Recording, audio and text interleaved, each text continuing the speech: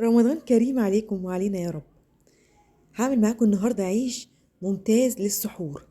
عيش مشبع جدا، وطبعا مفيش أحلى من السحور ولمة السحور. بس كمان هيبقى أحلى لو عملنا العيش بإيدينا. العيش النهاردة سهل جدا، مكوناته كلها متوفرة عندنا، وهيبقى بسيط كمان وهيستوي على الطاسة مش في الفرن. تابعوني بقى لآخر الفيديو علشان أقول لكم التكات اللي تخلينا نطلع العيش مظبوط كده، ومش معجن ومستوي وطري جدا ورهيب. بصوا، لو أول مرة تشوفوني أنا هلا أبو بكر. من فضلكم لو عجبكم الفيديو لايك وشير واشتراك في القناة، وتعالوا بينا نقول بسم الله ونبدأ. العجينة عندي بسيطة جدا ومبتاخدش مجهود ولا وقت. أول حاجة عندي معلقة كبيرة من الخميرة الفورية، ما يعادل كيس كبير من الخميرة الفورية، وكمان عليهم معلقتين كبار من السكر، وكوباية إلا ربع من الحليب الدافي.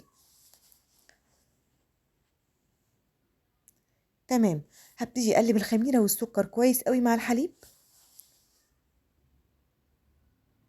اول ما يختلطوا كويس قوي يلا بقى نشوف بقية المكونات ايه. وهي المكونات عندي الجافة، عندي نص كيلو من الدقيق، اي نوع من انواع الدقيق، جميع الاغراض يعني ما عنديش مشكلة.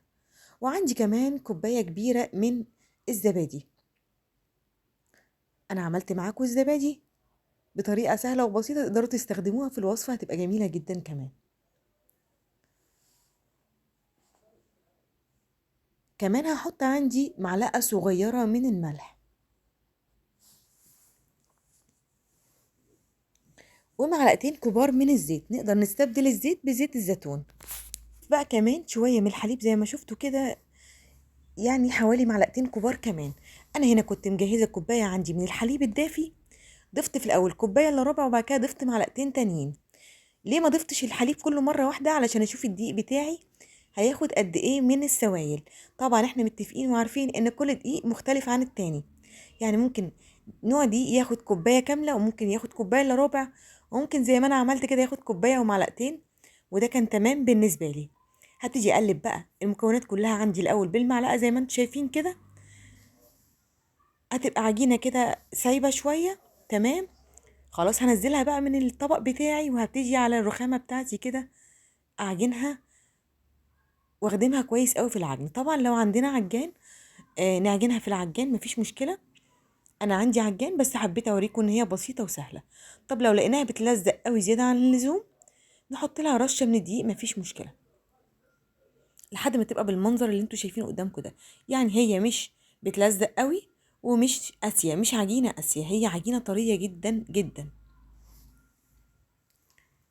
هفضل اعجن فيها كويس قوي، ولازم نخدمها كويس قوي في العجن، يعني مش اقل من 5 دقايق عجن. خلاص تمام كده لحد ما العجينة معايا تبقى ملساء وسطحها املس. نفضل نعجن فيها لحد ما نوصل للشكل اللي انتوا هتشوفوه دلوقتي بالظبط كده. تمام، هو ده المطلوب. ومن اهم اسرار نجاح اي عيش او مخبوزات بعملها اني اخدم العجينة بتاعتي كويس.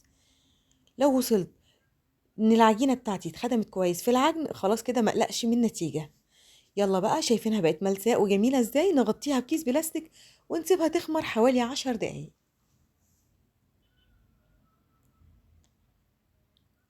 كده بعد ما خمرت حوالي 10 دقايق زي ما انتوا واخدين بالكم مش خمرانة قوي، هبتدي بقى اخدها افردها كده زي رول. وطبعا لو لقيتها بتلزق على الرخامة بتاعتي اديها رشة من الدقيق.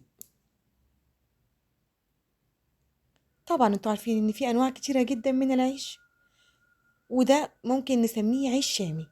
في عيش بلدي، في عيش توست، في عيش فينو. ده ممكن نعتبره زي العيش الشامي، بس هو طعمه احلى واغنى من العيش الشامي. هبتدي اقطع بقى الرول بتاعي حوالي 20 قطعة متساوية، يعني احاول ان انا اسويهم. مفيش مشكلة طبعا لو طلع معايا رغيف صغير ورغيف كبير، مفيش مشكلة. هبدأ اخد كرة كرة كده اكورها زي ما انتوا شايفين. واحلى طريقة نكور بيها العجينة هي الكوباية. بحط الكوباية على الكرة كده وابتدي الفها، بتتكور وتبقى سهلة جدا. انا عايزة اعملها كور كده، كلها كور صغيرة على بعضها كده على جنب. بكور العجينة الاول في ايدي، وبعد كده باخدها بالكوباية زي ما انتوا شايفين كده. بسرعة بتبقى سهلة جدا، ما بياخدش معايا وقت. عايزه اقول لكم ان انتوا ممكن تعملوا عيش السحور دوت قبل السحور يوميا، ما بياخدش معايا وقت، هو كله بيبقى جاهز عندي في خلال نص ساعه، متسوي وجاهز وخمران والدنيا تمام. خلصت كل الكور بتاعتي، طبعا حط تحتيهم رشه من الدقيق، هغطيهم واسيبهم يخمروا حوالي ربع ساعه كمان، مش اكتر. يعني خدنا وقت التخمير كله مش اكتر من نص ساعه. يلا بقى ناخد كوره كوره من العجين بتاعي ونرش رشه من الدقيق تحتيه، وهبتدي افرده زي ما انتوا شايفين كده، بفرد من جوه لبره. ونخلي بالنا واحنا بنفرد مش عايزين سمك العيش يختلف، يعني مش عايزه جنب عالي وجنب واطي، لان ده هيضايقني جدا في التسويه ومش هيدي فرصه للعيش بتاعي انه ينتفخ في الطاسه. بحاول على قد ما اقدر ان اخلي سمك العجينه كلها حاجه واحده.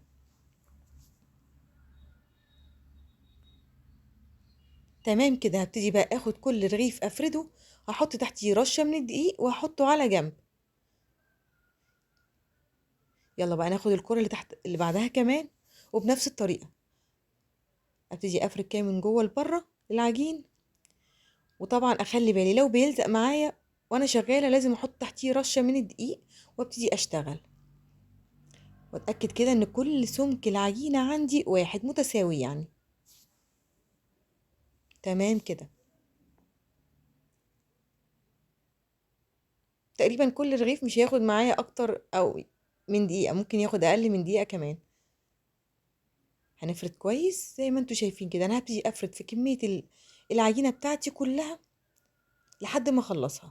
هخلص العجينة بتاعتي كلها فرد كده، وبعد كده ابتدي اسوي العيش. تعالوا بقى نسويه. طاسة عندي على النار تكون ما بتلزقش، هديها دهنة محترمة من الزيت، وهبتدي اخد كده رغيف رغيف من العيش بتاعي. بالطاسة طبعا تكون سخنة جدا، نخلي بالنا من الحكاية دي. وكمان في الوقت اللي هحط فيه العيش النار تكون عالية قوي. زي ما انتم شايفين ما شاء الله، بصوا العيش بينتفخ ازاي. 30 ثانية مش اكتر على الوش الاولاني هيبدأ العيش ينتفخ معايا بالشكل اللي انتوا شايفينه ده. يلا بقى نروح قلبينه على الوش التاني. بصوا اخد لون من تحت، وزي ما انتم شفتوا انتفخ معايا ما شاء الله حوالي 20 ثانية، وهبتدي اقلبه تاني على الوش اللي كنت قلبه عليه. انا بحاول هنا بس كده اقلبه، نخلي بالنا بيبقى سخن بس بيطلع بخار كمان. بس كده تمام. بصوا السهولة، ما خدش معايا نص دقيقة على البوتاجاز. بحطه كده على 30 ثانية ينتفخ، وبعد كده اروح قلبيه على الناحية التانية يبتدي ياخد اللون من الناحية التانية. واحاول بس كده لو هو يعني مش متساوي في الطاسة اضغط عليه بكل النواحي كده بالراحة علشان اسوي الحروف بتاعته. هو ما شاء الله ما بيطلعش معجن، طالع منفوخ وجميل، وزي ما انتوا شفتوا كده حتى من جوه ما فيهوش اي عجين، هش وخفيف جدا. 20 ثانية على الوش التاني و30 ثانية على الوش الاولاني، وبنرجع نقلبه تاني على الوش التاني، وبعد كده بيكون عندي استوى العيش. بصوا انا بحاول بقى ايه اظبط الوش كده من كل الجوانب بحيث انها اتاكد انه اخد اللون بتاعي ومستوي من كل ناحية. هكمل بقى تسوية العيش كله بنفس الطريقة. طبعا نقدر نسويه في الفرن، يعني لو مش حابين نسويه على الطاسة على البوتاجاز نقدر نحط آه الصينية بتاعتي مقلوبة في الفرن ونرمي فوقيها العيش، وطبعا تكون الصينية سخنة جدا. نخلي بالنا، يبقى احنا عندنا طريقتين للتسوية، لا اما على الطاسة في الطاسة على البوتاجاز، لا اما في الفرن، ونكون مسخنين الفرن كويس قوي، وتكون صينية مقلوبة على ظهرها ونحط عليها العيش.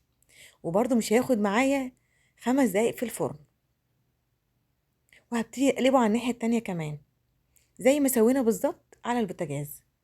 بصوا بقى العيش ما شاء الله طري جدا من جوه، زي ما انتم شايفين مستوي مش معجن، رهيب من حلاوته يتاكل حاف. تعالى اقول لكم بقى ايه الحاجات اللي نتفاداها او الاخطاء اللي ما نقعش فيها علشان نطلع عيش مظبوط كده ومستوي ومش معجن. اولا في اضافة اللبن الدافي، المفروض ان هو يبقى دافي زي ما اتفقنا، ما ينفعش اللبن ابدا يبقى سخن. ثانيا واحنا بنسوي العيش في الطاسة يا ريت تبقى النار عالية جدا، ما ينفعش تبقى النار واطية، العيش هيبوظ. ونفس الكلام لو هنسويه في الفرن، تبقى نار الفرن عالية جدا الطاسة او القالب اللي بنسوي عليه سخن جدا. كمان حاجة مهمة جدا طبعا لنجاح العجينة من الأول، وهي الخميرة. لازم نتأكد إن نوع الخميرة اللي بنستخدمه نوع كويس. وإذا مش عارفين هو نوع كويس ولا لأ، يا ريت الخطوة اللي عملناها بتاعة الحليب والسكر والخميرة نسيبها الأول تختمر شوية كده حوالي 5 دقايق، ولو الخميرة عندي اشتغلت نشتغل بيها بقية المقدار عشان ما نهدرش الكمية كلها. وبكده كنا عملت معاكم عيش للسحور بشكل بسيط جدا، وكمان قلنا كل أسباب نجاح العيش معانا بمنتهى البساطة. ما تنسوش لو استفدتي من الفيديو وخدتي معلومة جديدة تعملي لايك وشير للفيديو. ورمضان كريم.